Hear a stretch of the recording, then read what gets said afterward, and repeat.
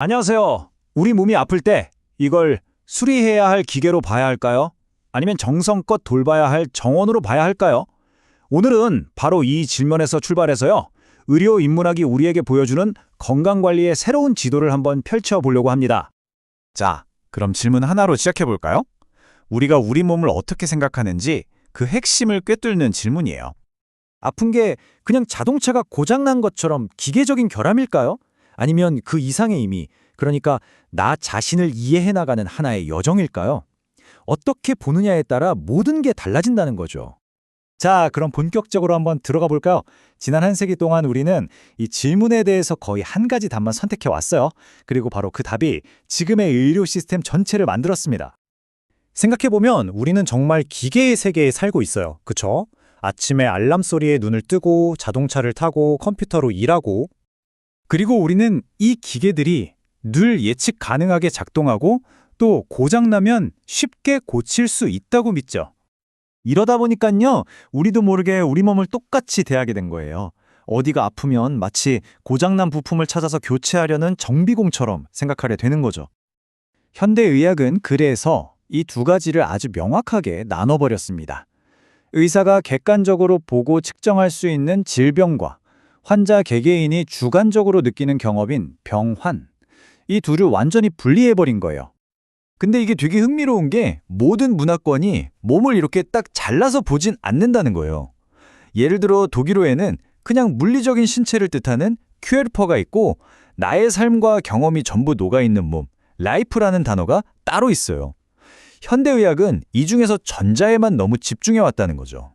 자, 그럼 이제 관점을 한번 확 바꿔볼까요? 만약에 질병이라는 게 그냥 없애버려야 할 문제가 아니라 우리가 겪어내고 경험해야 할 어떤 과정이라면 어떨까요? 우리말에 정말 깊은 통찰이 숨어 있는데요. 병을 앓다라는 말이 생명을 품고 있는 알에서 왔을 거라는 아주 흥미로운 해석이 있어요. 이게 맞다면 아픔은 끝이 아니라 뭔가 새로운 시작, 그러니까 변화의 과정이라는 걸 암시하는 거겠죠?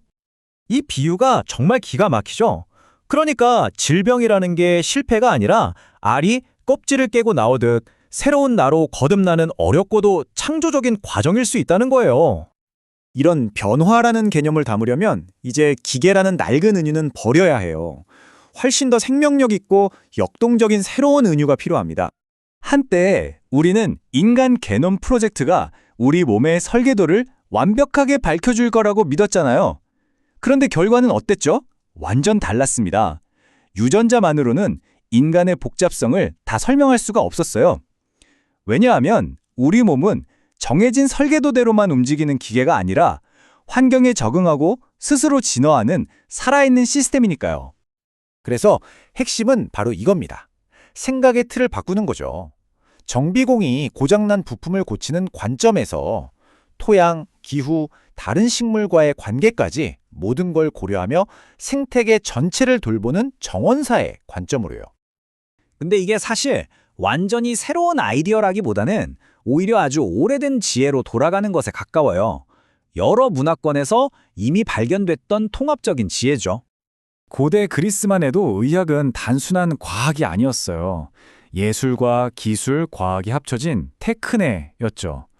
동양은 더 말할 것도 없어요. 한자 의자를 보면 수술, 약, 심지어 영적인 부분까지 다 포함되어 있거든요. 원래는 이렇게 통합적인 예술이었던 거죠. 그런데 지난 세기에 이 균형이 완전히 깨져버렸습니다. 여기 그래프를 보세요. 과학적 지식, 즉 알에 대한 강조가 그냥 압도적이죠. 세균설이 나오고 수술 기술이 발전하면서 이렇게 된 건데 그 과정에서 기술을 실천하는 함이나 인간을 이해하는 삶의 가치는 상대적으로 소홀해진 겁니다. 자, 그럼 어떻게 해야 이 균형을 되찾고 좀 더 인간적인 의료로 돌아갈 수 있을까요? 동아시아의 오래된 전통에 그 힌트가 있습니다.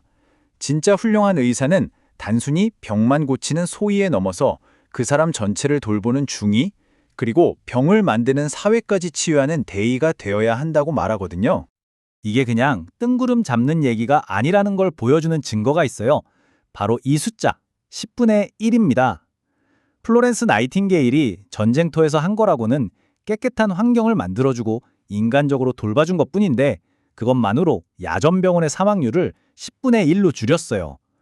의학의 예술이 얼마나 강력한 과학적 힘을 갖는지 보여주는 놀라운 사례죠. 철학자 에드먼드 펠레그리노가 이 모든 걸 한 문장으로 정말 멋지게 정리했죠.